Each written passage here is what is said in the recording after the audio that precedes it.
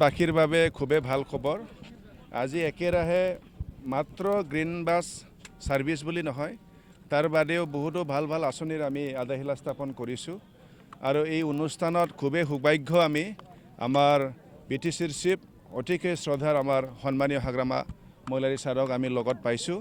তো ইয়াত অলপ আগত আমি যি গ্ৰীণ বাছৰ মানে শুভ আৰম্ভণি যি কৰিলোঁ, এইটো হ'ল আমাৰ গ্ৰীণ বাছ মাজবাটৰ পৰা তেজপুৰ। কিন্তু বাছখন মাজবাটৰ পৰা তেজপুৰ নাযাব, তেজপুৰৰ পৰা মাজবাট আহিব।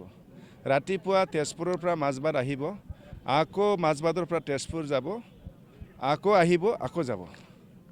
গম পাইছেনে? দিনত দুবাৰ যাব আৰু দুবাৰ আহিব। আৰু এইটো কিয় কৰিব লগা হৈছে, যিহেতু আমাৰ ইয়াত চাৰ্জিং ষ্টেচন নাই। চাৰ্জিং ষ্টেচন থকা হ'লেহেঁতেন মাজবাটৰ পৰা ষ্টাৰ্ট হ'লে হয়। কিন্তু মাজবাটবাসী ৰাইজে মোক এটা অনুৰোধ জনাই আছে, মাজবাটৰ পৰা আৰম্ভ নকৰি পেলাই ধনশ্ৰী বাগিচাৰ পৰা আৰম্ভ কৰিলে বেছি ভাল হ'ব বুলি কৈছে। তো এইখিনি কথা মই বিবেচনা কৰি আছোঁ। আমাৰ যিহেতু গাড়ী এবাৰ চাৰ্জ কৰাৰ পিছত অনলি 120 কিলোমিটাৰহে দৌৰে। তো ধনশ্ৰীলৈকে লৈ গ'লে এইটো কিবা টেকনিকেল কিবা থাকিব পাৰে নেকি, এইটো মই জনাৰ পিছত ইয়াৰ সিদ্ধান্তটো দিম।